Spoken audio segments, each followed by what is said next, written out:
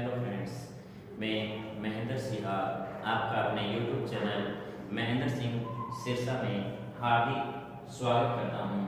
रीट में जो नया सिलेबस जोड़ा गया है सौर मंडल का, आज हम उसके बारे में विस्तार से चर्चा करेंगे।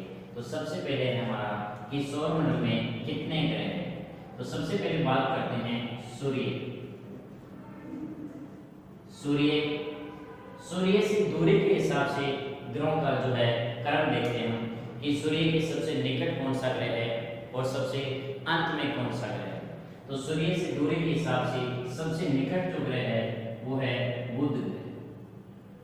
सबसे निकट ग्रह है बुध ग्रह। बुध के बाद शुक्र, शुक्र के बाद आता है पृथ्वी, पृथ्वी के बाद मंगल,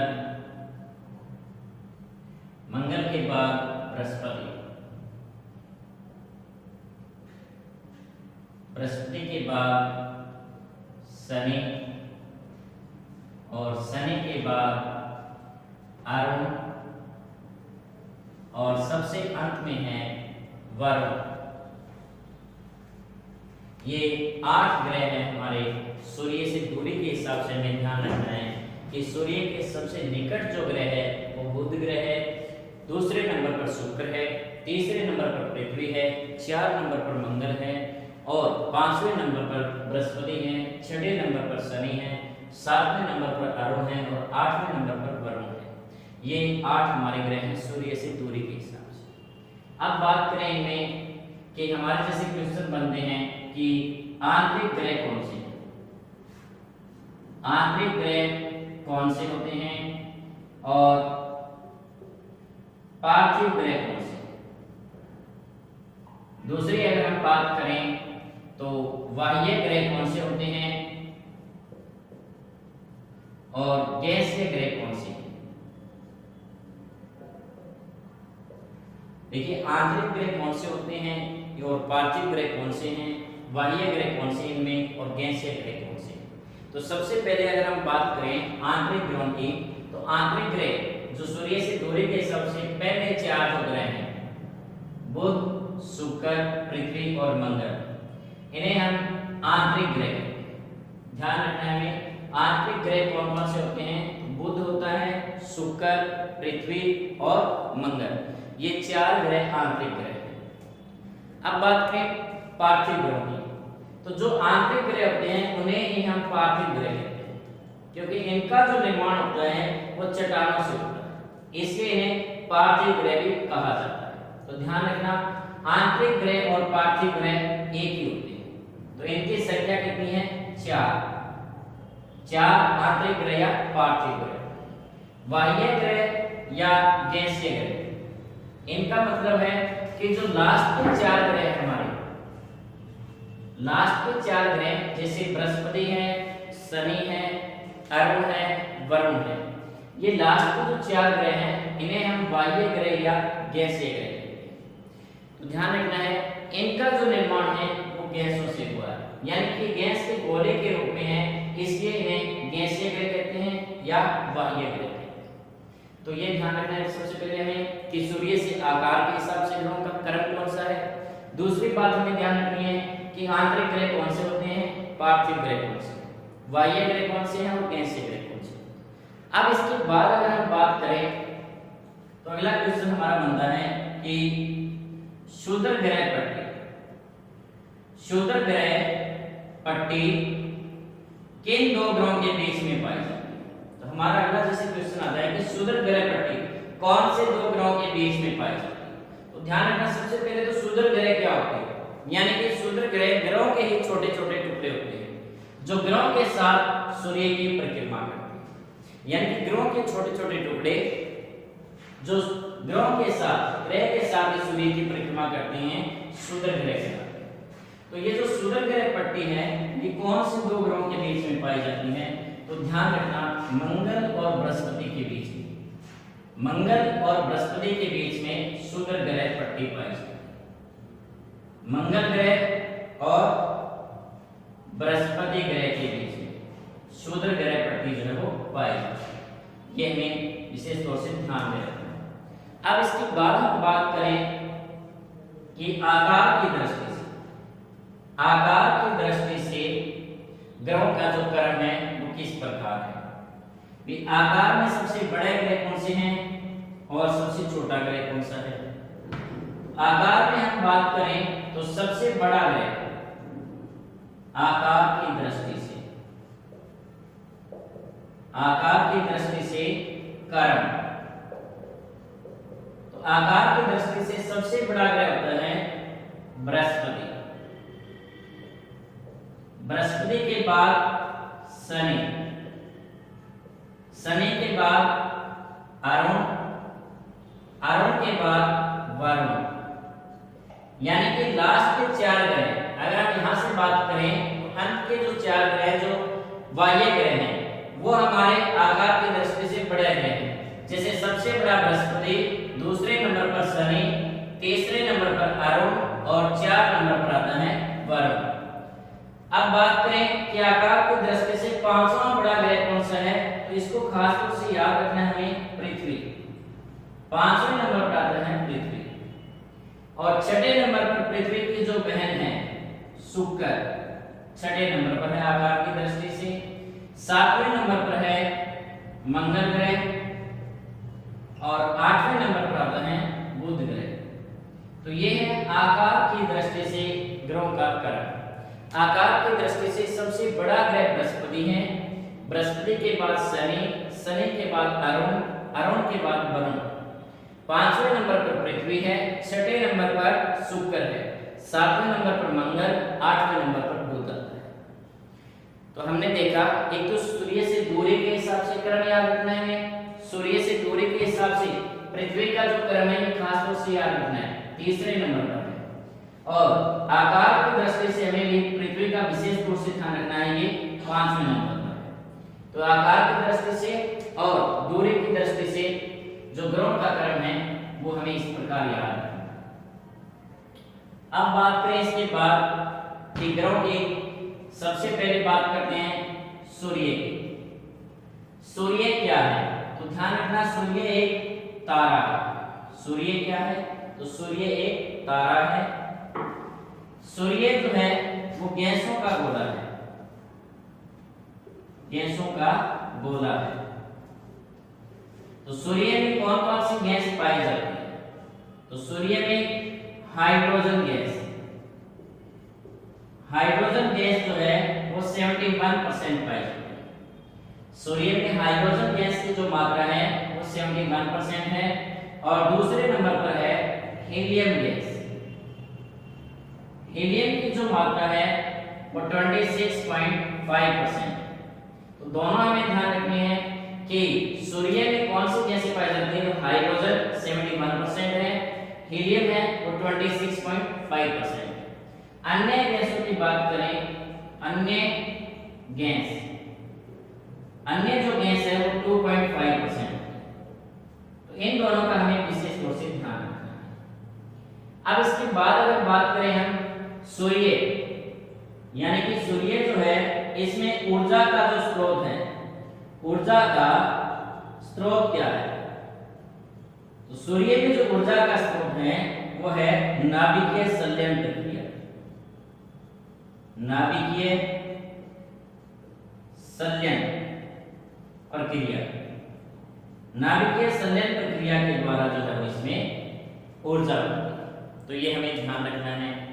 इसके बाद अगर हम बात करें कि सूर्य का जो प्रकाश है, सूर्य का जो प्रकाश है वो पृथ्वी तक पहुंचने में कितना समय लगता है, तो सूर्य का प्रकाश पृथ्वी तक पहुंचने में 8 मिनट 20 सेकंड का समय लगता है। 8 मिनट 20 सेकंड का समय जो है वो लगता है सूर्य का प्रकाश पृथ्वी तक पहुंचने में। सूर्य की जो आयु है वो कितनी है, तो 5 मिलियन वर्ष,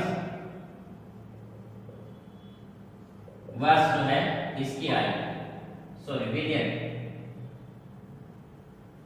बिलियन वर्ष जो है इसकी आयु है। अब हम बात करें ग्रहों के बारे में, तो सबसे पहले ग्रह आता है बुध ग्रह। देखिए सूर्य में हमें याद रखना है, सूर्य क्या है, एक तारा है ये गैसों का गोला है। हाइड्रोजन जो है वो इसमें 71% होती है, हीलियम जो है वो 26.5% होती है, अन्य गैसों की बात करें तो 2.5% होती है। सूर्य में ऊर्जा का जो स्रोत है वो क्या होता है, नाभिकीय संलयन प्रक्रिया होती है। सूर्य का प्रकाश पृथ्वी तक पहुंचने में जो समय लगता है वो 8 मिनट 20 सेकंड का समय लगता है। तो ये बातें हमें खास तौर से याद रखनी। अब हम बात करें ग्रहों की, तो सबसे पहले जो ग्रह है वो ग्रह है बुध ग्रह। बुध ग्रह की क्या क्या विशेषताएं हैं?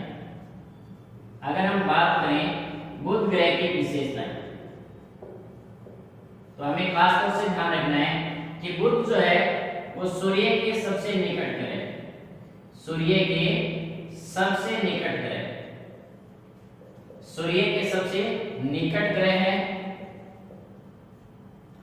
दूसरी बात हमें ध्यान रखनी है कि बुध ग्रह जो है उस परिक्रमा, सूर्य की जो परिक्रमा है वो पश्चिम से पूर्व, पश्चिम से पूर्व दिशा में, पश्चिम से पूर्व दिशा में गति करता है, पश्चिम से पूर्व दिशा में गति करता है। और इसका जो परिक्रमण काल है, परिक्रमण जो काल है बुध ग्रह का वो 88 दिन है। इसका जो परिक्रमण काल है वो 88 दिन का होता है। तीसरे नंबर पर हम बात करते हैं कि जो बुध ग्रह है उसका परिभ्रमण काल, परिभ्रमण काल जो है वो 59 दिन का, 59 दिन जो है इसके परिभ्रमण काल में लगता है। आपको परिक्रमण और परिभ्रमण का पता होना चाहिए। परिक्रमण क्या होता है, यानी कि बुध जो है वो सूर्य के चारों तरफ जो परिक्रमा करता है उसको हम परिक्रमण काल कहते हैं। परिभ्रमण यानी कि बुध ग्रह का अपने अक्ष पर घूमना वो क्या कहलाता है, परिभ्रमण काल कहलाता है, जो 59 डेज का होता है। आगे हम बात करें 4 नंबर पर, ध्यान रखना बुध ग्रह का कोई भी, इसका कोई भी उपग्रह नहीं है, इस ग्रह का कोई भी उपग्रह नहीं है। 5 नंबर पर हमें ध्यान रखना है कि इस ग्रह में यानी कि बुध ग्रह में चुंबकीय तत्व पाया जाता है, चुंबकीय तत्व पाया जाता है। चुंबकीय तत्व जो है वो बुध ग्रह में पाया जाता है। तो ये हमें इसका ध्यान रखना है। अगर हम बात करें 6 नंबर पर, तो हमेशा ध्यान रखना कि बुध एक ऐसा ग्रह है जिसकी दैनिक व वार्षिक, दैनिक और वार्षिक तापांतर सबसे अधिक, दैनिक और वार्षिक तापांतर जो है वो सबसे अधिक है। यानी कि बुध ग्रह का दिन में जो तापमान है वो बहुत ज्यादा हो जाता है और रात में जो है वो बिल्कुल ये माइनस में चला जाता है। तो यहाँ पर जो है तापांतर जो है वो सबसे ज्यादा पाया जाता है। तो ये है बुध ग्रह की विशेषता है। ध्यान रखना सबसे पहले कि बुध जो है वो सूर्य के सबसे निकट है। सूर्य के सबसे निकट है तो इसका मतलब है कि सूर्य की परिक्रमा, परिक्रमा जो है वो सबसे पहले करता है। सूर्य की परिक्रमा सबसे पहले करता है, सबसे पहले करता है। दूसरे नंबर पर यह पश्चिम से पूर्व दिशा में गति करता है, यानी कि इसे हम दक्षिणावर्त कहते हैं, सॉरी उत्तरावर्त, उत्तरावर्त कहते हैं, यानी कि एंटी क्लॉकवाइज होता है, एंटी क्लॉकवाइज।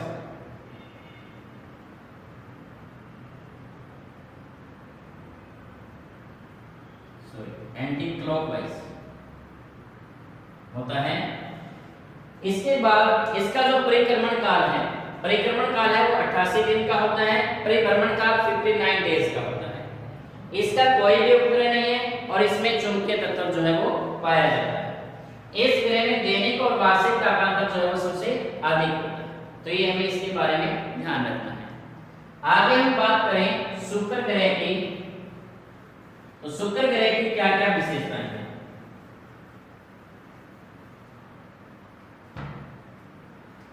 शुक्र ग्रह की जो विशेषताएं हैं वो हमें ध्यान रखनी है। सबसे पहले कि शुक्र ग्रह जो है यह सूर्य से दूरी में दूसरे स्थान पर है और आकार की दृष्टि से इसका छठा स्थान है। दूरी में दूसरा स्थान है और आकार में इसका छठा स्थान है। इसके बाद जो शुक्र ग्रह है वो पूरब से पश्चिम गति कर, यानी कि दक्षिणावर्त जो है गति करता है, क्लॉकवाइज गति करता है। इसके बाद हम बात करें तो शुक्र ग्रह को सांझ का तारा व भोर का तारा भी कहा जाता है। सांझ का तारा और भोर का तारा भी इसे कहा जाता है। सांझ का तारा या भोर का तारा इसे क्यों कहा जाता है, इसका कारण क्या है? तो हमें ध्यान रखना है कि जो शुक्र है ये सांझ के समय में यानी कि सायंकाल के समय में पश्चिम दिशा में और भोर यानी कि प्रातःकाल के समय में पूर्व दिशा में सूर्य उगने से पहले हमें दिखाई देता है। यानी कि सांझ का तारा यानी कि पश्चिम दिशा में दिखाई देता है और भोर का तारा यानी कि पूर्व दिशा में हमें दिखाई देता है। इसके बाद शुक्र ग्रह को चमकीला ग्रह भी कहा जाता है। और ध्यान रखना सबसे गर्म ग्रह भी यही है। सबसे गर्म ग्रह शुक्र ग्रह है और इसे चमकीला ग्रह भी कहा जाता है। इसके बाद हम बात करें इस ग्रह का भी कोई भी उपग्रह नहीं है। इस ग्रह का भी कोई भी उपग्रह नहीं है। तो ये सारी बातें हमें इसके बारे में याद रखनी है। सबसे पहले दूरी के हिसाब से इसका दूसरा स्थान है। सूर्य से दूरी में दूसरे नंबर पर है, आकार में छठे नंबर पर है, पूर्व से पश्चिम गति करता है यानी कि दक्षिणावर्त गति करता है। सांझ का तारा या भोर का तारा भी इसे कहा जाता है क्योंकि सायंकाल के समय में यह पश्चिम दिशा में और प्रातःकाल के समय में यह पूर्व दिशा में दिखाई देता है। इसे चमकीला ग्रह भी कहा जाता है क्योंकि यह सबसे गर्म ग्रह भी है। इस ग्रह का भी कोई उपग्रह नहीं है। लेकिन सबसे मेन पॉइंट जो है वो हमें ये ध्यान रखना है कि शुक्र ग्रह को पृथ्वी की बहन या भगिनी कहा जाता है। पृथ्वी की बहन या भगिनी जो है वो किसे कहा जाता है? शुक्र ग्रह को कहा जाता है। क्यों कहते हैं? क्योंकि शुक्र ग्रह का जो आकार है, शुक्र ग्रह का आकार वह घनत्व जो है वो पृथ्वी के बराबर है। इसलिए इसे पृथ्वी की बहन या भगिनी कहा जाता है। तो ये हमें ध्यान रखना है शुक्र ग्रह के बारे में। अब बात करते हैं पृथ्वी की। तीसरा जो ग्रह है पृथ्वी, सबसे मेन जो ध्यान रखना है वो पृथ्वी का रखना है क्योंकि पृथ्वी की गतियां भी हमारे टॉपिक में जरूर शामिल की गई। तो पृथ्वी सबसे पहले पृथ्वी को जो है नीला ग्रह कहा जाता है। नीला ग्रह कहा जाता है। पृथ्वी को नीला ग्रह क्यों कहते हैं? क्योंकि इसके 71% भाग पर क्या है? पानी है और 29% भाग पर धरातल है। इसलिए इसे नीला ग्रह भी कहा जाता है। पृथ्वी का जो सूर्य से दूरी में इसका तीसरा स्थान है। और आकार की दृष्टि से पृथ्वी का जो है वो ग्रहों में 5वां स्थान है। ये हमें खास तौर से ध्यान रखना है कि दूरी में इसका जो स्थान है वो तीसरा है और आकार की दृष्टि से 5वां बड़ा ग्रह है। अब इसके बाद हम बात करते हैं कि पृथ्वी गति किस ओर करती है। तो यह पश्चिम से पूर्व दिशा में गति, पश्चिम से पूर्व दिशा में गति करती है, यानी कि उत्तरावर्त गति करती है। यह हमें ध्यान रखना। अब हम बात करें इसके बाद कि पृथ्वी की जो गतियां हैं, सबसे पहले कि पृथ्वी जो है अपने अक्ष पर कितने डिग्री झुकी हुई है, यानी कि पृथ्वी अपने अक्ष पर जो झुकाव है वो कितने डिग्री का है। पृथ्वी का अपने अक्ष पर झुकाव 23.5 डिग्री का है। यह अपने अक्ष पर 23.5 डिग्री झुकी हुई है और अपने अक्ष पर कितने डिग्री का कोण बनाती है। तो जो कोण बनाती है वो 66.5 डिग्री का कोण बनाती है। 66.5 डिग्री का कोण बनाती है। ये हमें ध्यान रखना है कि इसका जो अपने अक्ष पर झुकाव है वो 23.5 डिग्री है और अपने अक्ष पर जो कोण बनाती है वो 66.5 डिग्री का कोण बनाती है। अब इसके बाद हम बात करें कि पृथ्वी की गतियां कौन कौन सी हैं।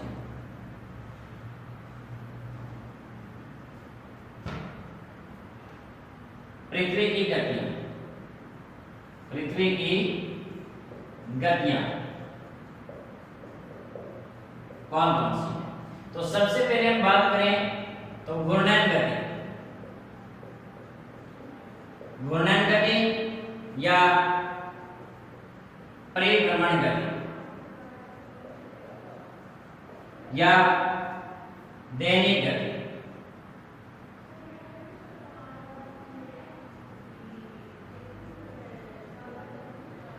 तो पृथ्वी की जो गतियां हैं, सबसे पहले हम बात करते हैं घूर्णन गति या परिभ्रमण गति या दैनिक गति। एक ही होती है तीनों।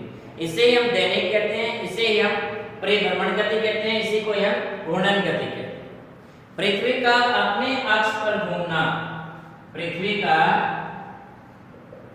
अपने अक्ष पर घूमना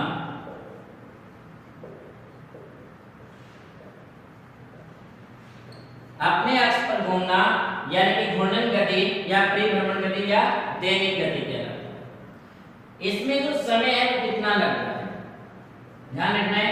पृथ्वी का जो परिभ्रमण काल है वो कितने समय का है, उसमें 23 घंटे 56 मिनट 4.09 सेकंड का समय लगता है। यानी कि 23 घंटे पूरे लगते हैं, 56 मिनट लगती हैं और 4.09 जो है वो सेकंड लगती है। तो ये हमें पृथ्वी का परिभ्रमण काल का समय ध्यान रखना। दैनिक गति के कारण होता क्या है, पृथ्वी की दैनिक गति के कारण क्या होता है। तो पृथ्वी की जो दैनिक गति है उसके कारण पहला पॉइंट कि दिन रात का बनना, दिन व रात का बनना, ये पृथ्वी की दैनिक गति के कारण। दूसरी हम बात करें तो समुद्र में ज्वार भाटा आना, ये भी पृथ्वी की दैनिक गति के कारण होता है। तो आज जो हमने पढ़ा पृथ्वी की दैनिक गति दर, कल हम इसमें आगे पढ़ेंगे पृथ्वी की जो है दूसरी गति यानी कि परिक्रमण गति, और उसके बाद हम पढ़ेंगे अपसौर उपसौर इन सभी के बारे में और बाकी सभी ग्रहों के बारे में कल पढ़ेंगे। तो आज तक हमने जितना किया है इसे अच्छे से याद करना, और अगर हमारी वीडियो आपको अच्छी लगे तो इसे लाइक शेयर और सब्सक्राइब जरूर करें। That's all.